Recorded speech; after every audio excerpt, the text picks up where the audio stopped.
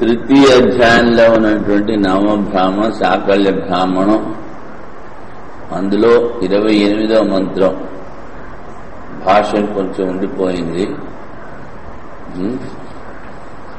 చెప్దాం. విజ్ఞానం ఆనందం ఇత్యాదీని ఆనంద స్వరూపస్య అసంవేద్యత్వే అనుపపన్నాని వచనాని ఇత్యవోచామ.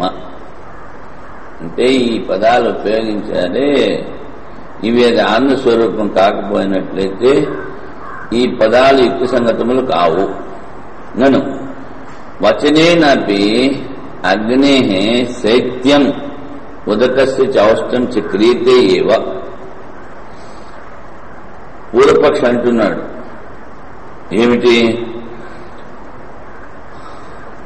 మాట ద్వారా, వచనము అంటే మాట ద్వారా, మంత్రాల ద్వారా అగ్నిని చల్లబరచవచ్చు, నీళ్ళని వేడి చేయవచ్చు అంటారు. మాటలు మంత్రాలు. మన అది కాకుండా చంద్రకాంతమణి అని ఉంటుంది. ఆ మణిని కనుక వచ్చినప్పుడు అగ్ని కాదు, దాని దాహక శక్తి. సూర్యకాంతమణి కాదు, సూర్యకాంతి మళ్ళీ వేడి ఎక్కుతుంది.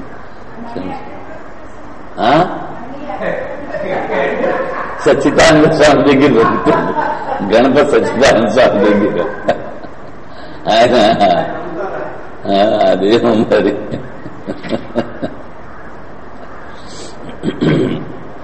అలా కాకుండా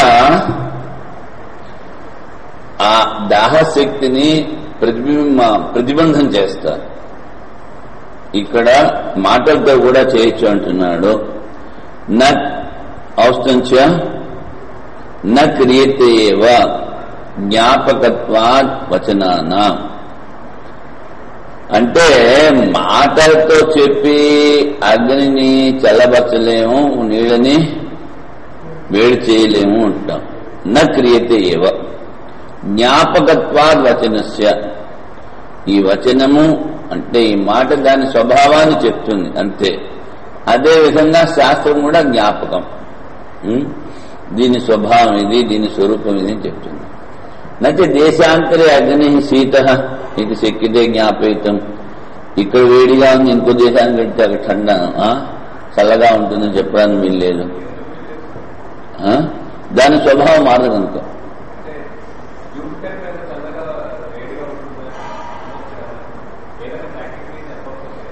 దాకా మనం వెళ్ళలేక ప్రత్యక్షం జ్ఞాపకం ఇక్కడున్నది మనం చెప్పుకోవాలి. కానీ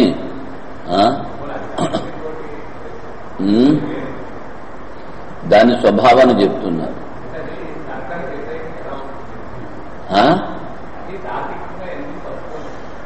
స్వభావం మారదు. ప్రకృతి మ్యాంతి భూతాన్ని నిగ్రహం కరిష్యతి. స్వభావం ఇప్పుడు దృష్టాంతాన్ని బట్టి వాళ్ళాడద్దు. దృష్టాంతం ఏంటి? ఆత్మ. దాని స్వభావం ఆనంద స్వరూపము. దానికి చెప్పడానికి ఇది దృష్టాంతం.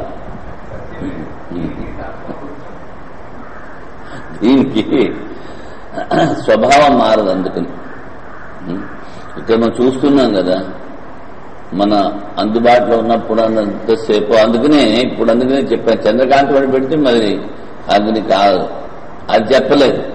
మాటలతో దాన్ని మార్చలేము.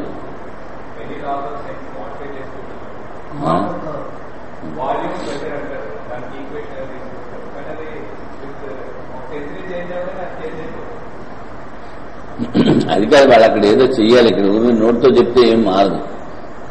ఆ చిన్నప్పుడు ఏదో పాట విన్నాం, ఏంటి ఢమక్కు చేస్తే ఢమక్కుమంటే ఒళ్ళో ఊడి పడుతుందా అని.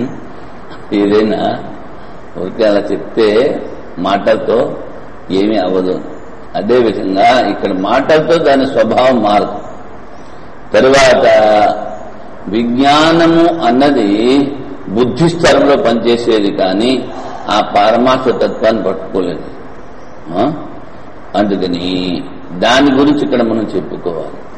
ఇది కేవలం దృష్టాంతం. జ్ఞాపయితం అగమ్యేవా దేశాంతరే ఉష్ణం ఉదకమితి. అదేవిధంగా నీళ్లు వేడిగా ఉంటాయని కూడా చెప్పలేము. నా ప్రత్యేగాత్మని ఆనంద విజ్ఞాన దర్శన. అదేవిధంగా ఇక్కడ ఈ ఆనందం జ్ఞాన స్వరూపం అవి ప్రత్యక్షత్వ ఆనందాన్ని మనం ప్రత్యక్షంగా రోజు అనుభవిస్తాం. నా విజ్ఞానం ఆనందం ఇది ఏవమాదీనా వచనానా శీతో అగ్ని ఇత్యాది వాక్యవత్ ప్రత్యక్షాది విరుద్ధార్థ ప్రతిపాదకవత్. అగ్ని చల్లగా ఉంది అని చెప్పడానికి ఎలాగైతే వీల్లేదో ప్రత్యక్షానికి విరోధమో, అదేవిధంగా విజ్ఞానం ఆనందం ఈ శబ్దం చెప్పారే వేదాల్లో, అది వ్యతిరేకం కానేరదు. అనుభూతేతు అవిరుద్ధార్థత అంటే వాడంటాడు అనుభవంలోకి వస్తుంది మనసు ద్వారా. నేను విరుద్ధార్థత, ఇప్పుడు సుఖంగా ఉన్నానంటాడు, మళ్ళీ కొంచెంసేపు అయిన తర్వాత నాకు దుఃఖం వచ్చిందంటాడు. ఆ చంటి పిల్లలు చూస్తూ ఉంటాం, తిట్టే బారం నేడుస్తారు, మళ్ళీ ఎత్తుంటే వెంటనే నవ్వుతారు. అదేవిధంగా అనుభూతి దేని ద్వారా? మనసు ద్వారా. అవిరుద్ధార్థత సుఖీ అహమితి సుఖాత్మకం ఆత్మనాం స్వయమేవ వేదేతి. నేను సుఖంగా ఉన్నాను, తస్మా సుతరాం ప్రత్యక్ష అవిరుద్ధార్థత. ఏదైతే మనము ప్రత్యక్షంగా చూస్తున్నామో అది లేదని చెప్పడానికి వీల్లేదు, అనుభవంలో ఉన్నది. కానీ దూరంగా 2 చెట్లు ఉన్నాయనుకోండి, మన దగ్గర నుంచి చూస్తే ఒక చెట్టే కనిపిస్తుంది. ఇక్కడి నుంచి సూర్యుడు ఎంత పెద్ద, మనకి 9 అంగుళాల ప్రతిబింబం, ఒక వికస్త అంటారు, 9 అంగుళాల ప్రతిబింబంలా కనిపిస్తుంది, బాగా ఉంది. మరి సూర్యుడు అంతేనా? దూరాన్ని బట్టి దాన్ని బట్టి మామూలుగా ప్రత్యక్షానికి విరోధం అవ్వచ్చు. అందుకని దృశ్యం తన్నస్యం అన్నారు. కానీ వ్యవహారంలో ఏదైతే ప్రత్యక్షంగా చూస్తున్నామో, ఏదైతే అనుభవించి ప్రత్యక్షంగా చూస్తున్నామో దానికి విరోధం ఉండదు. తస్మాత్ ఆనందం బ్రహ్మ విజ్ఞానాత్మకం సత్ స్వయమేవ వేదేతే.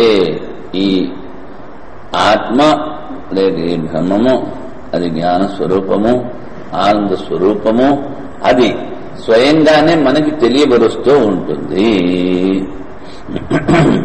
అనుభవతి తథా ఆనంద ప్రతిపాదక శృతేః సమంజసాః స్యుః. అప్పుడు ఈ ఆనందాన్ని చెప్పేటువంటివి అవన్నీ యుక్తి సంగతంలో అవుతాయి, సరిగ్గా ఉంటాయి. జక్షత్ క్రీడన్ రమమాణః. ఇక్కడ జక్షన్ అంటే విషయాన్ని సేవిస్తున్నప్పుడు, తర్వాత క్రీడన్ ఆడుతున్నప్పుడు, రమిస్తున్నప్పుడు అని చెప్పారే. జక్షన్ క్రీడన్ రమమాణ ఇత్యేవమాద్యాః పూర్వోక్తాః ఆనంద ప్రతిపాదికాః. ఈ ఆనందాన్నే ఇవి కూడా చెప్తున్నాయి. ఇది ఆనందము మాత్ర ఉపజీవంతి జీవా.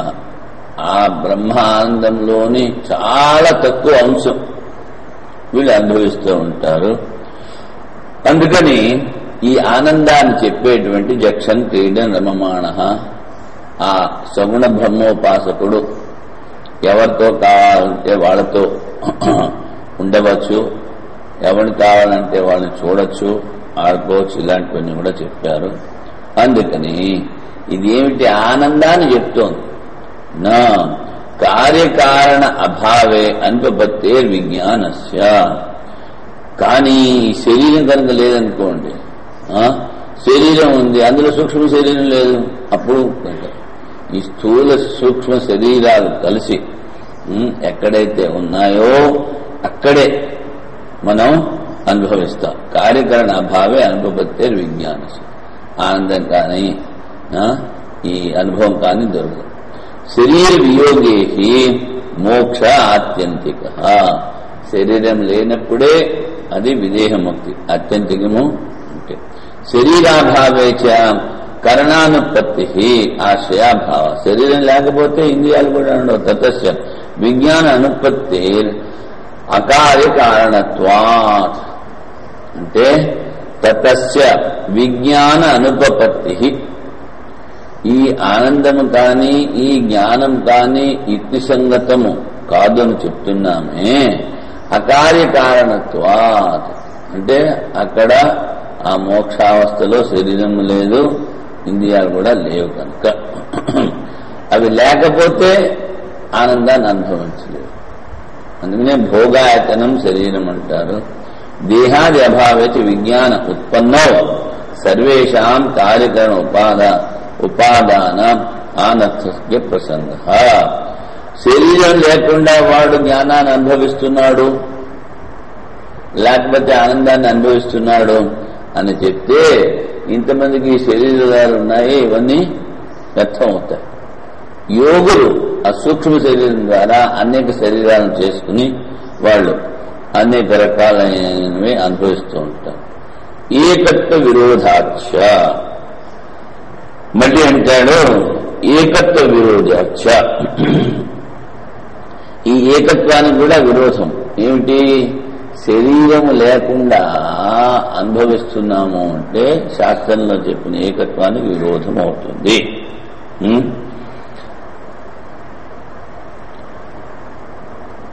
ఇప్పుడు విజ్ఞానం ఉంది, ఆ విజ్ఞానము ఆ అనుభవము శరీరం ద్వారా అనుభవిస్తున్నాము. శరీరం లేదు, ఆ అనుభవమే ఉంది అన్నా.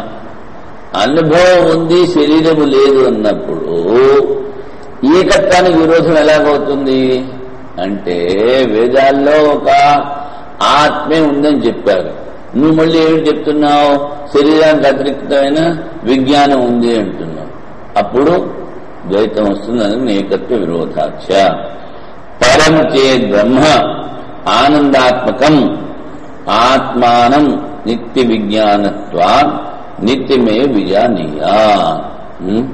ఆ పరబ్రహ్మము ఆనంద స్వరూపం, నిత్య విజ్ఞానత్వా, అది నిత్యము అనుభవైక గమ్యము. అందుకని నిత్యమే విజానీయ, అది నిత్యమనే మనం తెలుసుకోవాలి. అంటే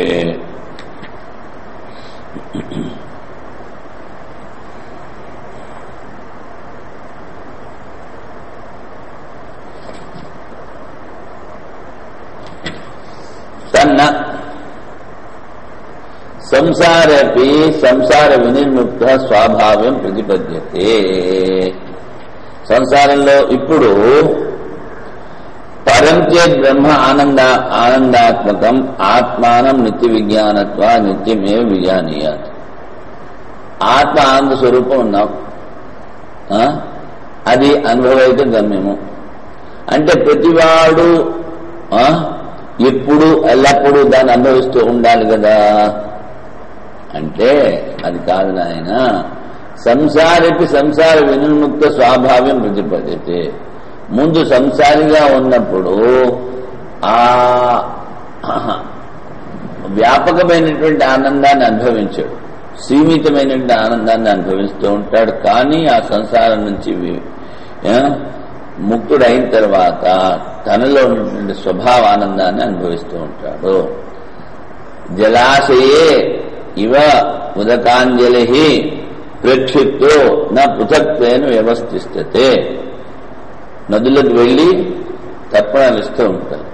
నీళ్ళు ఎక్కడి నుంచి తీసుకున్నారు? నదిలోంచి తీసుకున్నారు. మళ్ళీ ఎక్కడ పోశారు? నదిలోనే పోశారు. అందుకనే చెప్తూ ఉంటారు అక్కడ గంగా జలే గంగా పూజ. ఆ గంగ నీళ్లు తీసుకుంటే మళ్ళీ గంగ పూజ చేస్తాం.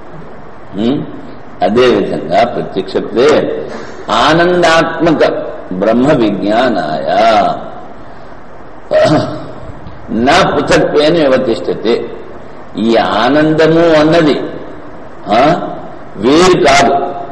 ఆ జలాశయం నుంచి నీళ్లు విడిగా తీసుకున్నా మళ్ళీ అదేవిధంగా ఈ ఆనంద స్వరూపం కూడా వేరు కాదు. తదా ముక్త ఆనందాత్మం ఆత్మానం వేదేతే ఇది ఏతత్ అనర్థకం వాక్యం. మరి వాడు మొదటి నుంచి ఆనంద స్వరూపుడే ఆనందాన్ని పొందాడు అన్నప్పుడు ముక్త స్వరూపుడు ఆనందాన్ని పొందుతున్నాడు, ఆనందాన్ని ఆయన అనుభవింపజేస్తున్నాడు అని చెప్పినది వ్యర్థం కాదా? ఇదే అర్థకం వాక్యం. అథ బ్రహ్మానందం అన్యః సన్ ముక్తో వేదయతే. అంటే ఈ బ్రహ్మానందం వేరు, వాడు ముక్తుడైన తర్వాత ఆనందాన్ని అనుభవిస్తాడని చెప్పాలి. ప్రత్యేగాత్మానం అహం అస్మి ఆనంద స్వరూపహితి. ఇక్కడ తెలుసుకుంటున్నాడు, మొట్టమొదట తెలుసుకోలేకపోతున్నాడు, ఆ తర్వాత తెలుసుకుంటున్నాడు. అందుకని బ్రహ్మానందం అన్యః సన్, ఆ బ్రహ్మానందం వేరుగా ఉంది, నేను వేరుగా ఉన్నానని ముందు అనుకుని ఆ తర్వాత దాన్ని తెలుసుకుంటాడు. తదా ఏకత్వ విరోధ, వాడు వేరు, ఆ ఆనందం వేరు, ఆ ఆనందాన్ని వీడు తర్వాత అనుభవిస్తున్నాడు అంటే మళ్ళీ ఉన్నది ఒకటే ఆనంద స్వరూపము, అదే అన్ని చోట్ల ఉన్నది అని చెప్పడానికి అద్వైతానికి విరోధం రాదా? మళ్ళీ అడుగుతుంది. తథాచ సతి సర్వశుద్ధి విరోధ, అన్ని శుద్ధుల్లోనూ ఒకటే భ్రమం ఉందని చెప్పినా దాని విరోధం వస్తుంది. తృతీయాచ కల్పనానుపబద్ధితే, ఈ రెండింటికన్నా ఆ శృతి మన అనుభవం కన్నా ఇంకోటి దానికన్నా ఇంకోటి ఏమి కల్పన చేయడానికి కూడా లేదు. కించ అన్య బ్రహ్మణశ్చ నిరంతర ఆత్మానంద విజ్ఞానే విజ్ఞాన కల్పన అనర్థక్యం. అందుకని ఆ బ్రహ్మము కన్నా వేరైనది అన్యత్ నిరంతరం ఆత్మానంద విజ్ఞానే, ఆత్మ ఆనంద స్వరూపము విజ్ఞాన స్వరూపము అని కనుక కల్పన చేసినట్లయితే ఆ కల్పన సరికాదు. విజ్ఞాన కల్పన అనర్థక్యం. నిరంతరం చేత ఆత్మానంద విషయం బ్రహ్మణో విజ్ఞానం తదేవ తస్య స్వభావ. అందుకనే ఆత్మానంద విషయం బ్రహ్మణో, ఈ ఆనందానికి విషయం ఏమిటి? బ్రహ్మ. అది అనుభవైక గమ్యం. తదేవ తస్య స్వభావం. ఇది ఆత్మానందం విజానాతి ఇది కల్పన అనుపపన్న. అంటే ముందు వాడికి ఈ ఆనంద అనుభవంలో లేదు. నిరంతరం చేత్ ఆత్మానంద విషయం బ్రహ్మణ, ఈ బ్రహ్మ ఆనంద స్వరూపము తెలుసుకున్నాం, సరి బాగానే ఉంది. విజ్ఞానం అనుభవంలో కూడా వస్తుంది. తదేవ తస్య స్వభావ, అది ఆ బ్రహ్మ యొక్క స్వభావము. ఇది ఆత్మానందం విజానాతి, ఆ బ్రహ్మానంద స్వరూపం చెప్పినప్పుడు మళ్ళీ వీడు ఆత్మానందాన్ని అనుభవిస్తున్నాడు అని కనుక చెప్పినట్లయితే ఈ కల్పన యుక్తిసంగతం కాదు. అంటే ఏమిటి? రెండు వేరనుకుంటున్నాడు అన్నమాట. అందుకని అతద్విజ్ఞాన ప్రసంగే కల్పనాయా అర్థవత్వం. అంటే ఏదైతే జ్ఞాన స్వరూపం కాదో, ఏదైతే కల్పితమో అంటే ప్రాతిభాషికము, అది సమంగా దాని జ్ఞానం తెలిసిన తర్వాత అది అక్కడ ఉండదు. దాన్ని అతద్విజ్ఞానం. అతద్విజ్ఞానము అంటే ఎక్కడిది? అతద్విజ్ఞానం అజ్ఞాన అన్యార్థ విజ్ఞానం. అజ్ఞానం ద్వారా ఇంకొక దాన్ని కల్పించడం అవుతుంది. అర్థవత్తు మిగతా ఆత్మన పరంచ వేత్తి, ఆత్మను తెలుసుకుంటున్నాడు, పరమాత్మను తెలుసుకుంటున్నాడు అని కనుక చెప్పినట్లయితే ఇక్కడ రెండు ఆనందాలను కల్పించినట్టు అవుతుంది. నహి ఈశ్వాది ఆసక్త మనసో నైరంత్రేణ ఇసు జ్ఞాన అజ్ఞాన కల్పనాయా అర్థవత్వం. ఇప్పుడు ఈ బాణం, ఇసు అంటే బాణం, ఈ బాణం గురించి ఎవరికో జ్ఞానం ఉంది. ఈశ్వాది ఆసక్త మనస, లేకపోతే అందులోనూ వాడి ఇషు, ఇక్కడ ఇషు ఏమిటి ఇచ్చాడు?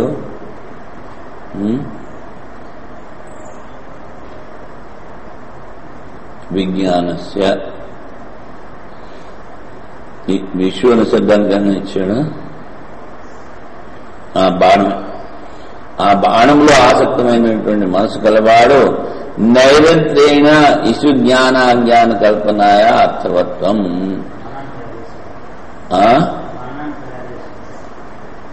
అలా కాదు, ఈశ్వాది ఆసక్త మనసః.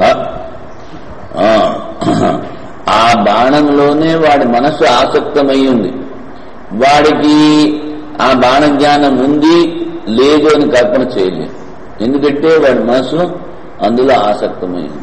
అందుకని అదేవిధంగా అథ విచ్ఛిన్నం ఆత్మానందం విజానాతి, ఆనందాన్ని నుంచి వేరైపోయాడు, దాన్ని మళ్ళీ తెలుసుకుంటాడని చెప్పాలి.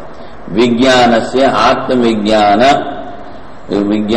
విజ్ఞాన ఛిద్రే అన్య విషయత్వ ప్రసంగ. ఇప్పుడు నువ్వేమిటన్నావు? ఆ ఆనందాన్ని నుంచి వీడు వేరయ్యాడు ఆనంద స్వరూపుడు. అంటే ఏమిటి? మధ్యలో ఛిద్రం ఉంది.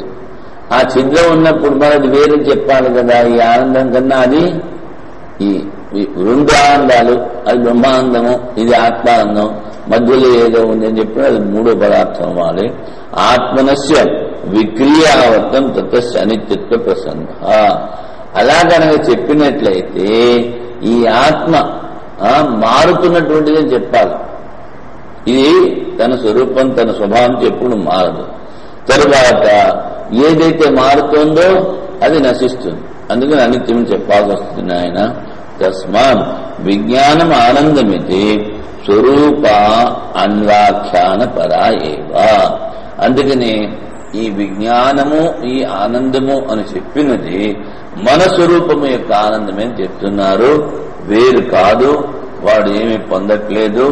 బ్రహ్మైవ సన్ బ్రహ్మాప్యేతి అని చెప్పారు. అందుకనే శృతి నా ఆత్మానం సంవేద్యత్వార్థత, ఇది ఆత్మ ఆనందం స్వరూపము, దాన్ని తెలుసుకోవాలని చెప్పట్లేదు. అది ఒకటే. ఏదైతే కల్పితం అజ్ఞానం ఉందో దాన్ని తీసేయాలి. జక్షన్ క్రీడన్ ఇత్యాది శృతి విరోధో అసంవేద్యత్వేచ్చేన్న. మరి వాడు ఆడుకుంటున్నాడు, రమణిస్తున్నాడు, విషయాన్ని అనుభవిస్తున్నాడు అని చెప్పావే, మరి దీనికి విరోధం కాదా అంటే సర్వాత్మైకత్వే యథా ప్రాప్త అనువాదిత్వాత్. అసలు ఈ జక్షన్ క్రీడ నవమాన అన్నది ఆ సగుణ బ్రహ్మను ఉపాసన చేసినవాడు ఆ బ్రహ్మలోకంలోకి వెళ్లి అక్కడ వాడికి ఏమైనా సంకల్పం కనుక కలిగినప్పుడు ఆ వస్తువులు వాడి దగ్గరికి వాటింతట అవే వస్తాయి. ఆ విషయం గురించి చెప్పారంటే వాడికి ఐశ్వర్యం ఉంది, ఐశ్వర్య సంపన్నం. ఏ విధంగా అయితే దేవతలు ఎక్కడికి కావాలంటే అక్కడికి వెళ్ళగలరు, ఏ లోకానికి కావాలంటే ఆ లోకానికి వెళ్ళగలరు, ఎన్ని రూపాయలు కావాలంటే అన్ని రూపాయలు వాళ్ళు ధరిస్తారో, అదేవిధంగా ఈ సగుణ బ్రహ్మ ఉపాసకుడు ఆ బ్రహ్మలోకానికి వెళ్ళినప్పుడు వాడికి కూడా అలాంటి ఐశ్వర్యం ఉంటుంది. దాని గురించి అది చెప్పింది. అంటే అక్కడ ఏమిటి? వాడు మోక్షానికి దగ్గరలో ఉన్నాడు, ఆ కర్మముక్తి. అందుకని సర్వాత్మైకత్వే యథాప్రాప్త అనువాదిత్వా. ఇది ఏమిటి? మరి అక్కడ అలా ఎందుకు చెప్పారు అంటే వాడు సర్వాత్మ స్వరూపుడు, ఏది కావాలంటే అది వాడికి వస్తుంది అని చెప్పడానికి ఊరికి అది అనువాదం. ముక్తస్య సర్వాత్మాభావే సతి యత్ర క్వచిత్ యోగిషు దేవేషు జక్షనాది ప్రాప్తం. సర్వాత్మ భావే ముక్తాత్మ సర్వాత్మ భావాన్ని పొందగలడు. సతి ఎత్ర క్వచిత్ యోగిషు దేవేషు, యోగుల్లో కానీ దేవతల్లో కానీ జక్షనాది ప్రాప్తం తద్ యథాప్రాప్తమేవ అనుద్యతే. వాళ్ళకి ఐశ్వర్యం ఉంది, దాన్ని ఇక్కడ అనువాదం చేస్తున్నారు అంతే. తస్యైవ సర్వాత్మ భావాదితి. ఎందుకని వాడు అలా చేయగలడు? ఎన్ని రూపాయలు కావాలంటే ఎన్ని రూపాయలు పొందగలడు. ఎలాగా అంటే ఈ ముక్తాత్మ స్వరూపము మన అద్దాల మేడ అంటాం కదా, అన్ని వైపులు అద్దాలే ఉంటాయి. నువ్వు ఒక చెయ్యి ఎత్తితే అందులో అన్ని ఉన్నవన్నీ చెయ్యెత్తుతాయి.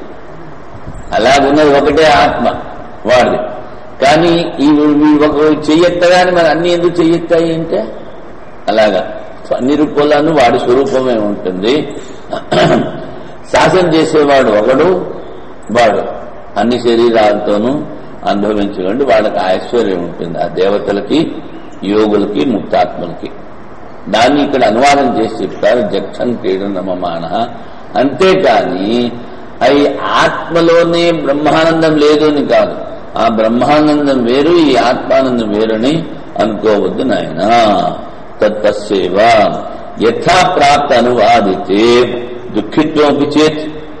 నువ్వు ఏదైతే ఉందో దాన్ని అనువాదం చేస్తున్నావు అంటే ఈ ఆత్మలో దుఃఖం కూడా ఉందేమో అంటే యోగ్యాదిషు యథా ప్రాప్త జక్షణాదివత్ స్థావరాదిషు యథా ప్రాప్త దుఃఖిత్వం చేత్ నా.